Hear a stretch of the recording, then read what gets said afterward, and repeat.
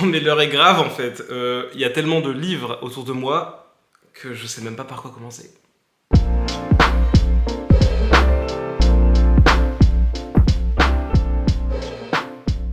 Hello tout le monde, j'espère que vous allez bien. Aujourd'hui, vidéo assez peu originale, puisque comme vous l'avez vu dans le titre, on va se faire un petit book haul. J'ai acheté pas mal de livres ces derniers temps. En fait, j'ai pas fait de book haul depuis cet été, je crois, donc je voulais vous montrer tous les livres, ou presque, que j'ai achetés durant l'été, et surtout les livres que j'ai achetés en septembre et en ce début de mois d'octobre. Je ne sais pas pour vous, mais pour moi, la rentrée littéraire, ça a été un carnage total. Genre, il n'y avait plus de place nulle part dans mes bibliothèques. Genre, vraiment, c'était l'enfer. J'ai vendu plein de livres sur Vinted.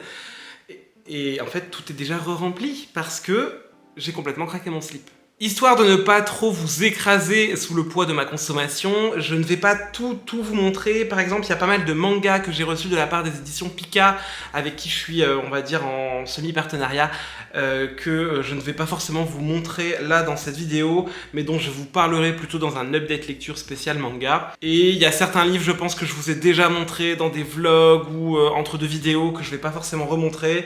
Il y en a peut-être certains que vous avez déjà vus. Bref, c'est un peu le bazar, mais je vais vous montrer les livres principaux que j'ai achetés, donc fin de l'été et surtout au mois de septembre. Et je ne sais pas du tout par quoi commencer, tellement il y a de livres autour de moi, donc je vais commencer par la pile la plus proche de moi. Ça va être un joyeux mélange de graphiques, de romans, voilà, il n'y aura pas de logique en fait. Et je prends donc le premier livre qui me passe sous la main, et c'est Le Tournoi d'Alifar. C'est de Tarmaz. Tarmaz, autrice, illustratrice que j'aime vraiment beaucoup, qui est aussi tatoueuse. Je vous ai déjà montré d'autres de ses ouvrages, et voilà, Le Tournoi d'Alifar, c'est son dernier en date. Je ne sais pas si vous le voyez très bien à la caméra, j'ai mis une petite lumière au-dessus de moi, parce que c'est l'automne, il fait un peu sombre. Le Tournoi d'Alifar, ça va nous raconter l'histoire, je crois, de Yuria, mais pas que. Genre, c'est l'histoire d'une bande de copines qui va s'inscrire à un tournoi de skate et de roller, qui s'intitule donc, je pense, Le Tournoi d'Alifar, mais j'en suis pas sûr vu que je ne l'ai pas encore lu. Il faut savoir que Tarmaz, c'est une grande fan de skate et de roller et de patin. Et comme elle le dit dans la première page du livre, le 17 octobre 2020, elle a fait une chute en patin dans une rampe et elle s'est fracturé le tibia et la fibula. Elle a été opérée et immobilisée, et vu qu'elle s'ennuyait comme un rat mort, elle s'est dit c'est peut-être le moment de faire une BD. Et donc elle a écrit cette BD qui parle de ce sport qu'elle aime tant. Je peux pas trop vous en parler pour l'instant parce que je ne l'ai pas lu, comme tous les livres de ce book haul, mais en tout cas ça a l'air d'être très très bien. On retrouve tout de suite le style graphique de Tarmaz que j'aime vraiment beaucoup, donc très hâte de le lire. Et je vais essayer dans ce book haul de ne pas dire que j'ai très hâte de le lire pour chaque livre, parce que vous vous en doutez en fait que j'ai hâte de les lire. On continue avec un second livre qui est un roman cette fois-ci, roman que j'ai acheté en sortant du cinéma, parce que je vais mettre mon téléphone en silencieux. Et le deuxième livre que j'ai à vous montrer, c'est un roman que j'ai acheté après être sorti du cinéma, parce que comme la plupart d'entre nous, je pense, je suis bien entendu allé voir Dune au cinéma. Et quand j'en suis ressorti, je me suis dit, ah là là, j'ai envie de me replonger dans cet univers, j'ai envie de lire la suite. Pour rappel, on a lu le premier tome de Dune l'an passé en lecture commune, et j'avais pas forcément prévu de lire la suite tout de suite. Je m'étais dit, on verra si l'envie me prend un peu plus tard. Et clairement, le film que j'ai adoré a réveillé toute mon envie de me replonger dans cet univers. Et donc je me suis offert le second tome de Dune, donc de Frank Herbert.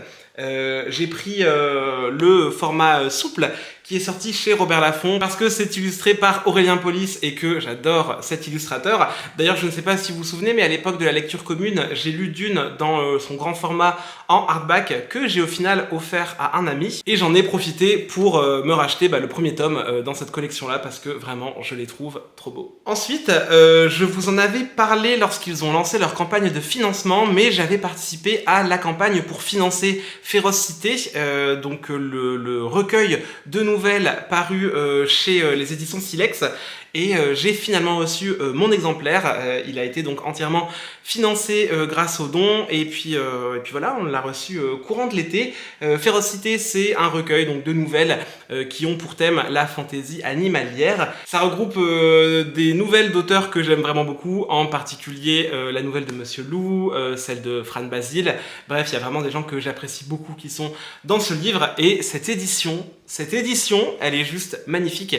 On a une très jolie jaquette, et en dessous, vraiment, le hardback n'est pas en reste. On a une couverture toilée avec un bel embossage férocité, et vraiment j'adore le rendu, il est hyper joli, et en plus dedans on a quelques illustrations qui sont vraiment magnifiques. Donc voilà, ça promet d'être un très très beau voyage. Je n'ai pas encore commencé ces nouvelles, et je pense que c'est pas le genre de livre que je vais lire d'une traite, mais je vais plutôt le garder sur ma table de chevet, et puis je lirai une nouvelle de temps en temps. Et pour continuer sur ma lancée, je vais vous montrer 2 livres en hardback que je me suis offert. Ce sont des livres qui sont parus aux éditions The Classic Collections.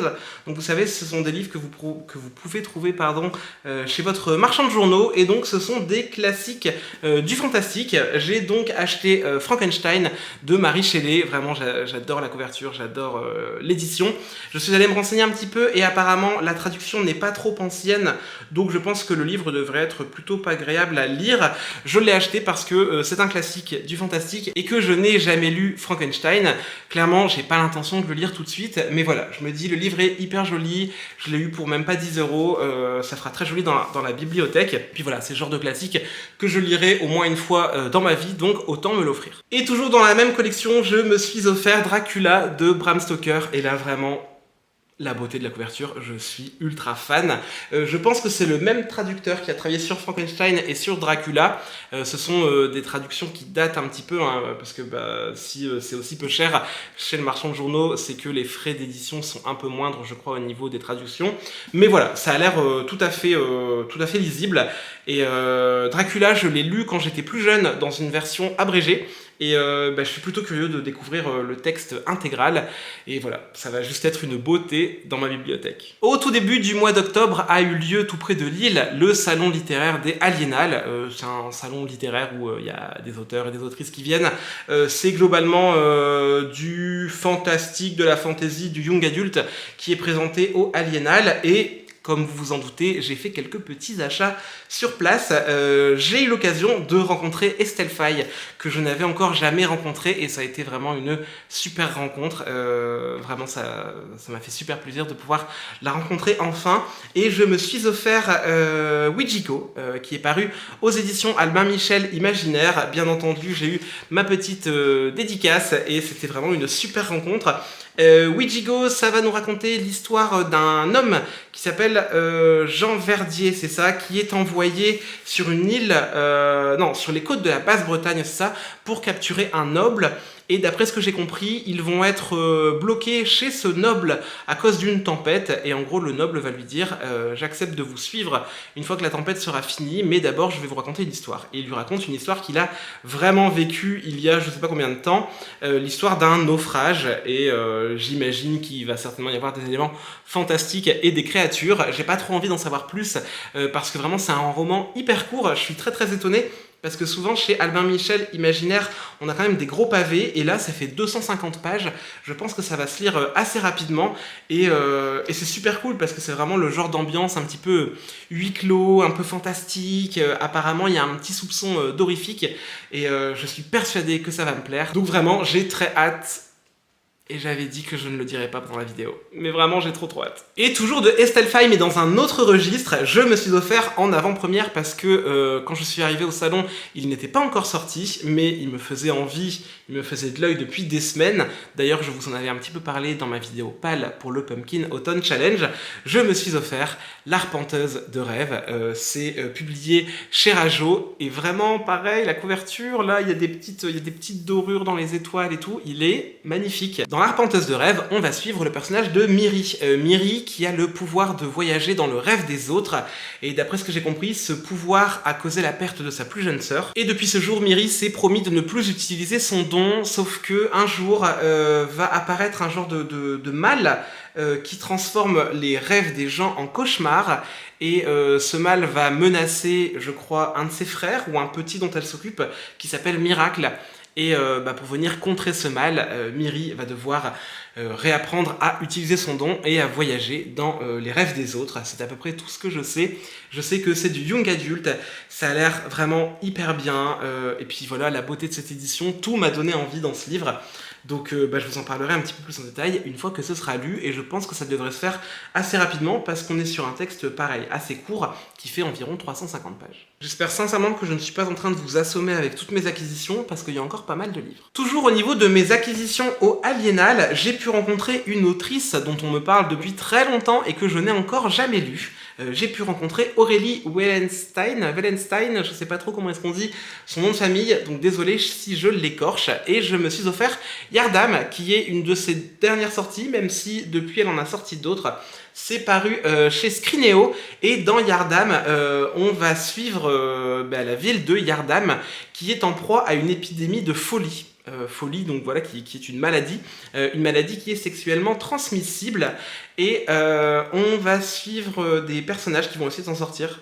J'ai pas envie d'en savoir trop, mais ça a l'air d'être vraiment bien. J'ai pu discuter un petit peu avec l'autrice de mes goûts, de ce que j'aimais, et selon ce que j'aime, elle m'a un peu orienté vers ses récits, et je me suis dit que Yardam allait beaucoup me plaire. J'en ai profité aussi pour prendre Mer Morte en poche, que je n'avais toujours pas lu, et je pense que c'est un de ses romans les plus connus. Dans Mer Morte, on va suivre un monde post-apocalyptique où les océans sont complètement desséchés et où les êtres humains sont envahis et attaqués par des marées de mers fantômes qui sont remplies de cétacés, hein. Il y a des baleines, il y a des dauphins, il y a des orques qui arrivent sur les côtes sous forme de marées fantômes et qui bouffent tout le monde, je crois. Ça a l'air d'être hyper bien, je trouve que l'idée de base est hyper bien trouvée, et pareil, ça me fait très très très envie, donc j'espère que ce sera deux découvertes qui me plairont, parce que, comme je vous le disais, je n'ai jamais rien lu de l'autrice. Et on va profiter de cette édition poche de Pocket pour vous montrer deux autres acquisitions que j'ai fait en poche. Une que je vous ai déjà montrée dans mon vlog de l'été, donc je vais passer assez rapidement dessus. Mais j'ai fini par m'offrir le premier tome des 12 rois de Characaille de Bradley P. Beaulieu. J'ai pris l'édition de poche chez Brajlon, édition qui s'abîme vraiment pour rien. Je l'ai mise une fois dans mon sac et j'ai l'impression qu'elle a été lue par 50 personnes en fait. Genre, niveau solidité, c'est pas ouf. Characaille, je ne saurais vraiment pas vous raconter l'histoire. Je sais juste que Rémi et Michaela en ont tellement parlé que je ne pouvais pas ne pas craquer, en fait. Donc voilà, je l'ai acheté, je sais pas quand est-ce que je vais le lire. Dans longtemps ou pas, je ne sais pas. Et autre livre de poche que je me suis offert, parce qu'en fait je l'ai trouvé d'occasion à 1,50 € dans un état plus que neuf, donc je me suis dit comment ne pas le prendre, surtout qu'on me le conseille depuis extrêmement longtemps. Il s'agit de La bibliothèque de Mount Char, c'est de Scott Hawkins, et là pareil, je sais assez peu de choses dessus, donc je préfère ne pas en parler plutôt que de dire des bêtises, mais ça a l'air extrêmement bien. De ce que je sais, ça ressemble un petit peu, sur certains points, à la passe-miroir, avec ce côté esprit de famille. Ça me hype plutôt bien, et j'ai vraiment hâte de le lire. Je sais d'ailleurs que Justine de la chaîne Justine Shell et Pepper, donc de Pepper Palace, elles l'ont toutes les deux lu, et elles avaient toutes les deux un avis pas mauvais, mais pas non plus super bon, un peu mitigé, parce que le livre les a un peu perdus, et les deux, elles m'avaient dit à l'époque, faut absolument que tu le lises, comme ça tu vas nous dire ce que toi t'en as pensé. Donc il est temps de le faire. En parlant de livres de poche, eh bien j'ai fait une acquisition chez le livre de poche, dans un format semi-poche. Ça fait beaucoup de fois le mot poche là. Et je me suis offert donc ce livre que je ne lirai pas tout de suite, mais que voulez-vous, quand Brandon Sanderson sort un ouvrage, je suis obligé d'aller me l'offrir, même si je ne suis pas assez à jour pour le commencer. Vous avez compris, je me suis offert Les Archives de Rochard, le tome 4.2, qui est donc Rythme de guerre partie 2. Pour tout vous dire, en ce moment, je suis en train de terminer Justicière partie 1, qui est donc le tome 3.1. Donc voilà, je ne suis pas encore assez à jour pour le commencer, mais c'est du brandy, je l'ai vu dans la librairie, et je me suis dit... Ah, je dois l'acheter, donc je l'ai pris. Je trouve que la couverture est magnifique. Je pense que depuis le tome 1 des Archives de Rochard, c'est certainement ma couverture préférée. Elle est magnifique. Surtout que ceux qui lisent Rochard, et donc moi aussi, on sait qui est ce personnage. D'ailleurs, les gens ici qui n'ont pas commencé Rochard, qu'attendez-vous ? J'en ai un peu marre de faire du lobbying en fait. Allez, et puis après tout ce tas de romans, on va faire une petite pause pour que je vous montre quelques acquisitions graphiques que j'ai faites. Je me suis tout d'abord offert aux éditions Panini Manga le second tome de 20th Century Boy. C'est de Naoki Urasawa, pardon, j'ai eu un trou. Je vous avais montré le premier tome qui est dans ma pile du Pumpkin Autumn Challenge. Je l'ai lu. Et j'ai juste adoré. Genre, j'ai trouvé ça incroyable du début à la fin. Et je me suis dit, clairement, il me faut la suite tout de suite, en fait. Donc, je suis allé m'offrir le tome 2. D'autant plus que, si vous l'avez déjà lu, vous me le confirmerez peut-être dans les commentaires. Mais j'ai la sensation que c'est le genre de manga qu'il faut pas mettre en pause, quoi. Genre, il y a beaucoup de personnages, l'intrigue est assez complexe. Et donc, je me dis que si je laisse trop de temps passer entre deux tomes, je vais vite me sentir totalement perdu. Donc, je me suis dit, voilà, autant en acheter un. Je me dis que je vais m'en offrir un par mois.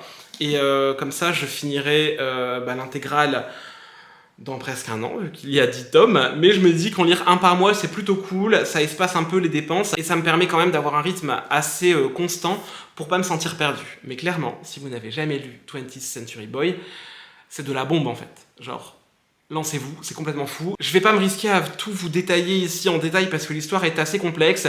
Mais ça parle de complot, de fin du monde et de bande de potes, aussi bien enfants que adultes, parce qu'on va suivre en fait une bande de gosses et en même temps cette même bande version adulte. Ça parle de machination, de meurtre, de fin du monde. C'est trop bien, c'est ouf. On continue dans les graphiques avec une BD que je veux m'offrir depuis, mais genre hyper longtemps. Je me souviens que Lizzie, donc de Two Face Lizzie, en avait parlé il y a un long moment déjà, et elle m'avait hypé de fou. Et je vois cette BD hyper souvent en librairie. J'ai failli l'acheter d'ailleurs cet été quand j'étais en Bretagne à Saint-Malo. Et finalement, j'ai résisté. Mais la dernière fois, je me suis dit, allez, vas-y, let's go. Je l'ai vu en librairie, dans une nouvelle librairie d'ailleurs qui a ouvert à Lille. Et je me suis dit, bon allez, la librairie vient d'ouvrir, je tombe dessus. J'ai envie de faire un achat pour les soutenir, donc je me l'offre, et il s'agit de Bolshoi Arena, c'est de Boulet et de Hossein. Je sais que ça parle de jeux vidéo, où les gens jouent en réalité virtuelle. Je pense qu'il y a un petit côté un peu Ready Player One, qui a l'air vraiment hyper bien, mais pour tout vous dire, c'est le style graphique qui me plaît surtout, vraiment quand je l'ai feuilleté, je me suis dit, oh là là, c'est trop beau, il y a ce côté un peu couleur passée, presque pastel, et ce dessin qui fait un petit peu rétro, genre j'ai l'impression de lire un vieux manga, avec voilà, le gros effet de cheveux du personnage principal devant, enfin, je le trouve magnifique. Je ne l'ai pas encore lu, mais bon, c'est un graphique, c'est le genre de livre que je vais lire assez rapidement, et clairement, ça me hype, j'ai hâte de le lire. On continue avec une autre BD que j'ai reçue en service presse et que j'ai déjà lu pour le coup, et il s'agit des Gardiennes d'Éther. C'est de Gay et Auconte. C'est de Olivier Gay, je pense. Attendez. C'est ça, Olivier Gay et Jonathan Auconte. Et je vais pas trop vous en parler maintenant parce que je l'ai déjà lu et j'ai envie de vous en parler dans mon prochain update lecture. Mais vraiment, c'est hyper sympa. C'est de la BD format un peu franco-belge, quoi. C'est de la grande BD. C'est édité donc chez Dracou qui est la maison d'édition du papa de l'Enfance de Troyes, donc voilà, plutôt classe, plutôt cool, et vraiment j'ai beaucoup aimé. Je vous en reparle très très vite dans mon prochain update lecture, et je peux déjà vous teaser, petit teasing, qu'il y en aura un deuxième exemplaire à gagner parce que les éditions Dracou me l'ont envoyé en double. Donc voilà, prochaine vidéo, petit concours, ça va vous plaire. Et on continue avec le dernier graphique de ce book haul, mais qui me hype comme rarement un graphique m'a hypé. Il s'agit de Lettres perdues de Jim Bishop. Voilà, la beauté. Je vais vous insérer des plans où je feuillette cette bande dessinée et vous allez très vite comprendre pourquoi j'ai craqué. Je ne sais pas de quoi ça parle, je pense que c'est un petit garçon qui est à la recherche des lettres de sa mère, qui a disparu ou qui est morte, je ne sais pas. Mais juste regardez comme c'est beau. Comment résister à quelque chose d'aussi beau? Moi je ne peux pas en fait. Je l'ai pris, je l'ai feuilleté, j'ai ouvert une page. Genre vraiment, je l'ai pris dans le rayon et je me suis dit, ah c'est beau ça. Je l'ai ouvert, j'ai vu la page, je me suis dit, ok j'achète. Genre vraiment, l'homme faible. Mais voilà, j'étais incapable de résister à cette beauté. Et d'ailleurs, j'en ai entendu un petit peu parler en très très bien. Beaucoup de personnes m'ont dit que c'était un coup de cœur. Donc j'espère que ce sera un coup de cœur pour moi aussi, mais vraiment c'est bien parti pour parce que le dessin me rend amoureux. Et mine de rien, on arrive quand même à la fin de ce book haul. Il sera peut-être pas si long que ça finalement. Enfin, je ne sais pas depuis quelle heure je filme. Et on va repartir sur du roman avec un autre service presse que j'ai reçu de la part des éditions Léa et je les en remercie infiniment parce que vraiment, Lorraine, qui est donc la chargée de communication chez Léa, elle est juste adorable, c'est un amour. Et elle m'a proposé de recevoir le premier tome d'une nouvelle trilogie. Trilogie de James Islington.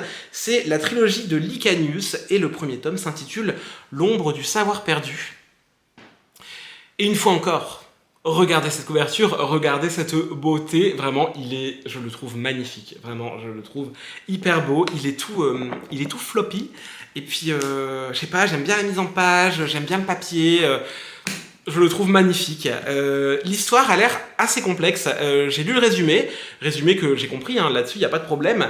Mais je ne sais pas du tout comment faire pour vous résumer ce résumé. Et en même temps, je vais pas vous le relire. Qu'est-ce que je fais? Bon, je vais m'y risquer quand même. Je viens de relire le résumé. Oh là là, c'est difficile de vous résumer ça. Mais en gros, il y a 20 ans, des dieux sont tombés, des dieux dictateurs. Donc il y a eu une guerre pour faire tomber ces dieux. Mais ces dieux avaient des représentants humains qui avaient des pouvoirs grâce à eux. Et aujourd'hui, ces représentants, donc ces gens qui ont des pouvoirs, sont un peu consignés dans des genres d'académies où ils apprennent à utiliser leurs dons et je pense à les mettre au service de la société. Je pense que ce sont des gens certainement un peu rejetés de la société et on va suivre le personnage de Davian. Voilà, qui va essayer d'apprendre à maîtriser tout ça et il va fuir l'école avec son ami qui s'appelle Weir et ils vont découvrir des pouvoirs oubliés et déclencher une série d'événements qui vont bouleverser les terres d'Andara et au-delà. Je pense que vous avez déjà une vision assez globale de ce à quoi peut ressembler ce livre. Ça a l'air d'être vraiment de la fantaisie en mode... Ça a l'air d'être vraiment de la fantaisie... Oh pardon, je sais plus parler. Ça a l'air d'être vraiment... Oh là là. Mais qu'est-ce qui m'arrive? Je rigole tout seul, c'est pas possible. Ça a l'air d'être de la fantaisie bien héroïque comme il faut. Vraiment, ça me hype de fou. Et en plus, au dos du livre, il est écrit... Je vais aller me prendre un verre d'eau. Et écoutez, au dos du livre aussi se trouve un argument de vente assez peu négligeable, surtout pour moi. On nous dit que James Islington a été influencé dans son enfance par les récits de Raymond Edgar Fest et de Robert Jordan, mais ce n'est que plus tard, en lisant la série des Fils des Brumes de Brandon Sanderson, suivi peu après par Le Nom du Vent de Patrick Rothfuss, qu'il a finalement eu envie de s'asseoir et d'écrire ses propres romans. Autant vous dire que c'est bon. C'est vendu pour moi, j'achète.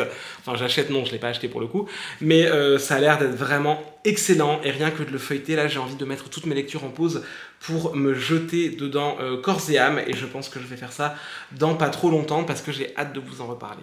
Et nous arrivons aux deux derniers livres de ce book haul. Et je vais commencer par celui qui est le plus près de moi. Et il s'intitule « Je serai le feu » de Digli. Voilà, Digli, c'est bon.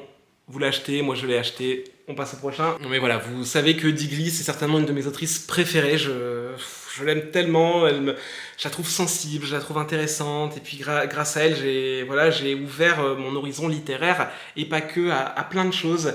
Et Digli a finalement sorti donc ce livre dont elle parle depuis assez longtemps. Ça s'intitule donc « Je serai le feu », c'est édité chez La Ville Brûle, c'est toilé, il y a de l'embossage doré, bref c'est un livre magnifique, et vous allez me dire mais de quoi ça parle? Je serai le feu, c'est en fait un recueil qui regroupe plein de poétesses et de femmes de lettres que Digli adore, des poétesses et des femmes de lettres qui ont influencé la vie de Digli et qu'elle avait envie de nous partager. Donc voilà, c'est divisé en plusieurs parties selon des thématiques et à chaque fois, Digli vient nous écrire un petit résumé de la vie de telle ou telle autrice ou poétesse. Et ensuite, on a le droit à une sélection de plusieurs de ses poèmes, plusieurs de ses écrits. Et vraiment, c'est magnifique. Tout est illustré. C'est vraiment un petit bijou, ce livre. Je le trouve vraiment magnifique. J'arrête pas de le feuilleter depuis que je l'ai acheté, pour vous dire. Je ne suis pas encore lancé dans sa lecture. J'ai pas encore trouvé le bon moment. Mais voilà, je pense que je vais me régaler. Je pense que ça va être une lecture assez émotionnelle. Et voilà, je vais le dire pour la 3e fois dans cette vidéo, j'ai vraiment très hâte de le lire, j'ai hâte de le parcourir, et puis j'ai hâte d'avoir l'occasion, j'espère, d'en parler avec Digli, parce que j'ai vu qu'elle va refaire un petit tour des librairies en France pour en faire la promotion, donc croyez-moi que la prochaine fois qu'elle vient à Lille pour une petite séance de rencontres et dédicaces, je serai présent, vraiment. Allez, et on arrive donc à la fin de ce book haul avec le dernier livre que je voulais vous présenter. Dernier livre, mais pas des moindres, puisqu'il est absolument énorme. Il pèse 50 kilos. J'ai craqué mon PEL pour me l'offrir parce que c'est un livre qui coûte assez cher, mais voilà, depuis qu'il a été annoncé, j'avais envie de me l'offrir, même si je n'ai pas encore lu de livre de cet auteur, et c'est bête hein, de ma part, mais voilà, le livre est magnifique. Et je sais d'avance en fait que ça va me plaire, j'en suis sûr. Il n'y a pas très longtemps d'ailleurs dans sa vidéo FAQ, Loli de la chaîne Lolifant en a reparlé. Ah là là, j'ai beaucoup trop hâte, peut-être que vous savez déjà de quoi je vais vous parler. Il s'agit donc de l'intégrale de Roi du Monde de Jean-Philippe Jaworski, qui a donc été republié chez les Moutons Électriques dans cette édition reliée en hardback qui est similaire à Matière de Léomans que je vous avais montré parce que je l'avais acheté aussi l'an passé. Alors je dis que c'est un intégral et en même temps c'est un peu faux parce que Roi du Monde c'est une saga qui est toujours en cours. Les 2 premières branches sont sorties et la branche numéro 3 devrait sortir dans on sait pas quand. Mais dans tous les cas c'est déjà bien assez énorme et je pense pas qu'un livre avec toutes les branches sortira un jour. Donc voilà, je me suis offert ce semi-intégral et il est magnifique. Il est magnifique, la reliure elle est magnifique, les illustrations sont magnifiques, c'est imprimé en verre, un peu vert forêt comme ça, le papier il est beau, il y a un petit marque-page en tissu, enfin bref, voilà, le livre est sublime. Au niveau de l'histoire, ça a l'air d'être assez complexe, je sais qu'on est dans une inspiration de fantasy celtique, avec une histoire de trône et de descendance. Vraiment, j'en sais pas plus, mais apparemment, c'est dingue, aussi bien au niveau du scénario que de l'écriture. Et j'ai vraiment hâte de me plonger dans cet univers, même si clairement, ça va me prendre du temps, hein, parce qu'on est quand même sur un méga gros pavé, mais je suis absolument pas déçu de mon achat. Et je vous en parlerai une fois que ce sera lu, même si je pense que ce sera pas pour tout de suite, parce que voilà, c'est un gros pavé, et il faudra que je trouve le temps de me plonger dedans. Et ben voilà, on arrive à la fin de ce vlog. J'espère que je ne vous aurai pas assommé et j'espère que je vous aurai fait découvrir quelques nouveaux livres que vous ne connaissez pas forcément. Comme vous l'avez vu, j'ai un peu craqué, je me sens un petit peu coupable hein, parce que ça fait vraiment vidéo à base de surconsommation. Mais voilà, tous les ans, je sais qu'en septembre, à la rentrée littéraire, souvent je craque un peu mon sac. Mais c'est pas très grave parce que en ce moment je suis entré dans une frénésie de lecture et voilà, je sais que c'est pas des achats que j'ai fait un peu dans le vent et c'est des livres que je vais lire et j'espère que c'est des livres dont je vais pouvoir vous reparler très bientôt. J'espère en tout cas que ça vous aura plu. Comme d'habitude, moi je vous souhaite de très belles lectures, prenez bien soin de vous et puis on se retrouve très bientôt dans une prochaine vidéo.